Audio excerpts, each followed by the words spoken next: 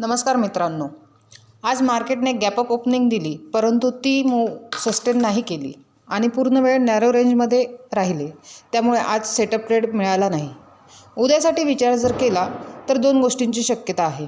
एकतर 22,535 आणि 22,425 या दोन महत्त्वाच्या लेवल्स आहेत.